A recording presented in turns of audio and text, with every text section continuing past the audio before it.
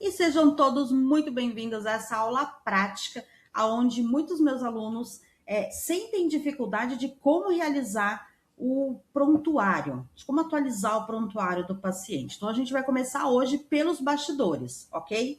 Então, aqui, o que eu tenho? Um padrão de prontuário de HD, que é a hipótese diagnóstica, que é o diagnóstico do paciente. Por que eu vou ensinar isso aqui para vocês antes de fazer o atendimento nutricional? Porque vocês têm que entender como que é um bastidor, vocês precisam entender o que realmente precisa ter no prontuário do paciente, pelo qual o conselho de nutrição vai te cobrar um documento importante que é o prontuário do paciente. O que eu ensino para os meus alunos? Terem um script. Então, aqui você vai colocar as iniciais do paciente, só que eu já tenho salvo dentro do meu sistema, tá? Isso aqui fica muito mais fácil. Então, se eu tenho um questionário de anamnese, que eu vou ensinar vocês como fazer o seu próprio. Se vocês já têm o script, o passo a passo, você já sabe exatamente o que você precisa perguntar para o paciente, sem esquecer uma pergunta importante do qual precisa conter aqui. Você só consegue fazer um plano alimentar quando você conhece o paciente, quando você consegue fechar um diagnóstico nutricional, tudo bem? O que eu falo sempre para os meus alunos? Antes de realizar um plano alimentar, se você vai escolher banana, mamão, maçã, você precisa entender por que você está escolhendo aquele item. Qual que é a intenção do seu plano alimentar? Ou seja, qual que é a estratégia? Porque elaborar um plano alimentar sem estratégia é apenas um papel com alimento escrito. Não vai levar o seu paciente para lugar nenhum. Ou pior, você nem sabe para onde que ele vai. Então, vamos voltar aqui. Isso aqui é o prontuário do paciente, é onde você faz o HD, que é a hipótese diagnóstica. Iniciais do paciente, a idade, o sexo, estado civil, com quem mora. Por que é importante? Eu preciso saber quem compõe aquele grupo familiar, aquele núcleo familiar do paciente. Faz diferença morar sozinho, faz diferença morar só com o marido, se tem 2 filhos, se mora com a avó, com a sogra. Isso faz muita diferença na rotina do seu paciente. E a profissão? Então, trabalha, não trabalha? Trabalha em jornada 12 por 36? Trabalha home office? Trabalha viajando? Tudo isso vai interferir na sua conduta. Nível de atividade física e o IMC com diagnóstico. O IMC não é para você trazer IMC 29, alguma coisa, quilo. Não, é só para você trazer conforme IMC sobrepeso, atrofia, obesidade, grau 1, grau 2. Então, você vai trazer o diagnóstico, a avaliação do IMC. O estado nutricional baseado na avaliação. Exame físico, então você realizou antropometria? Você não vai trazer os dados, circunferência 98, não, você vai trazer risco cardiovascular aumentado devido à circunferência abdominal ou à cintura, depende do que você conseguiu aferir. Então, aqui você vai trazer a alta porcentagem de gordura corporal, se você fez uma bioimpedância ou se você fez ali a circunferência com dobra e tudo mais. Lembrando, dobras cutâneas, você não vai fazer em sobrepeso ou obesidade, via de regra. Apesar que tem uns indivíduos que estão em sobrepeso e que você, a olho nu, você olha e fala, não, eu consigo destacar a gordura e consigo fazer a dobra cutânea. Exame bioquímico, esse paciente trouxe exame bioquímico? Então, ali você vai colocar se ele apresenta anemia, deficiência de algum nutriente, como que estão as enzimas, vai trazer, porque é importante. Se ele tem algum exame tocado, se ele tem algum exame alterado, você precisa pensar qual vai ser sua conduta. Patologias, doenças pregressas se houver. Então, é um paciente que já tratou gastrite, é um paciente que tem algum problema na tireoide, é um paciente que tem câncer, então você vai trazer. E uso de medicamento. Normalmente, mulher faz uso de anticoncepcional via oral. Então, você vai trazer. Se é hipertenso, toma algum medicamento, ali você vai colocar os medicamentos que ele utiliza. Queixa do paciente é basicamente o objetivo principal dele. Então, mas você vai colocar no formato de queixa. Então, o paciente procura atendimento para perda de peso. Aí, se você puder, você vai colocar ali, ele entre parênteses, 10 quilos, 15 quilos, 5 quilos, que ele deseja. O paciente deseja reeducação alimentar, porque toda a sua conduta vai ser baseada no objetivo desse paciente. Escala de Bristol. Então, assim, você pergunta para o paciente: você faz cocô todos os dias? Sim, você vai falar cocô, você não vai falar evacuação para o seu paciente. Evacuação você vai falar para mim, você vai falar no prontuário, você vai falar para o médico.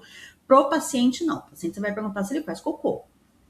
Só que aí a gente precisa trazer quais são os parâmetros adequados. Porque muitas vezes o paciente, e muitas vezes mesmo, tá? Ele vai falar assim: ah, você faz cocô todo dia, normal. Só que quando vocês mostram a escala de Bristol, você vai ver que esse paciente faz cocô mole a vida inteira. E para ele é normal. Ou ele faz cocô cabritinho. E para ele é normal, tá? Você vai perceber que homens têm um pouco mais de dificuldade de falar de cocô, eles ficam um pouquinho mais envergonhados, mas você, como profissional, precisa trazer isso de uma forma muito natural. E aí você vai colocar hábito intestinal diário, escala de Bristol tipo 2, 3, 4, você vai ver lá de acordo com o que ele vai te falar. Normalmente, pelo menos 2 tipos, né, da escala de Bristol. Não, hábito intestinal irregular, 1, 2 vezes na semana. Você precisa colocar. A urina, você vai perguntar para o paciente a cor da urina, mas não vai ser a primeira urina do dia, porque vai sair realmente mais concentrada, mais escura. Pergunta por volta das 17, 18 horas. E aí você mostra a escala para ele. Ali ele já vai perceber, nossa, tem outras cores de xixi, o meu deveria estar transparente, porque para ele também pode ser normal. Lembrando, tem medicamento que altera a cor da urina, tá? A niacina é uma delas, por exemplo, que é um suplemento, não é um medicamento, mas muda a cor da urina. Fica um xixi radioativo. Sinais e sintomas relatados. Eu tenho sono, eu tenho enxaqueca, meu cabelo cai, tudo que ele vai relatar.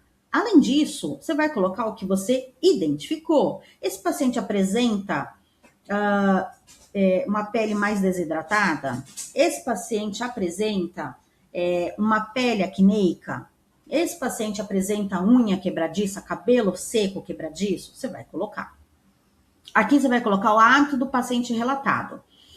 Bom, na hora da anamnese tem uma ficha. E aí você vai perguntar para o paciente que horas ele acorda. Depois eu vou te ensinar tudo certinho. Que horas ele acorda, como que ele vive, como ele come, no que ele trabalha. E você vai trazer o resumo desse paciente, a sua avaliação baseada nesse paciente.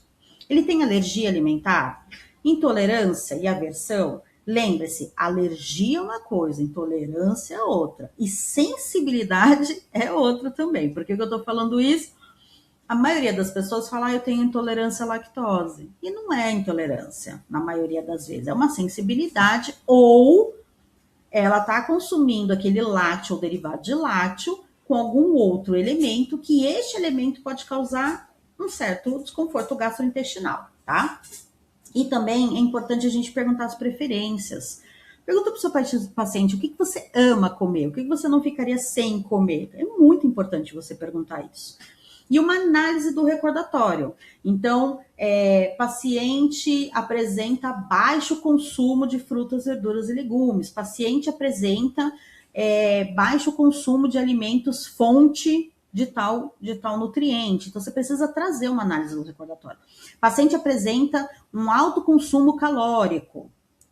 Você precisa trazer uma análise desse recordatório. E aqui é quando você faz, de fato, a sua conduta. Então, separa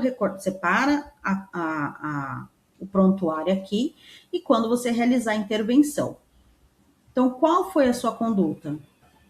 Qual a estratégia? Porque antes de você fazer um plano alimentar, você tem que pensar na estratégia. Qual foi o fracionamento? Então, por que você fracionou em 4, em 5, em 3? Eu preciso entender qual foi o meu raciocínio clínico ali com aquele paciente.